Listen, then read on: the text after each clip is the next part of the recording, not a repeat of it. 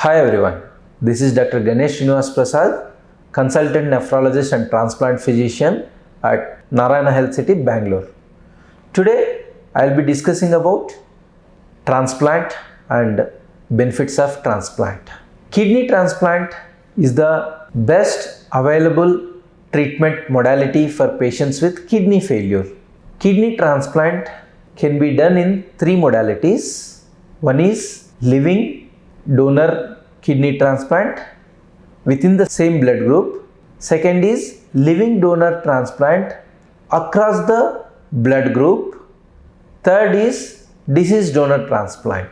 The benefits of living transplant is transplant will make kidney patients to live for longer duration and good quality of life compared to patients who are on dialysis. The benefits are so enormous that a post-kidney transplant can live his life like any other normal adult, doing his social life and professional life and personal life.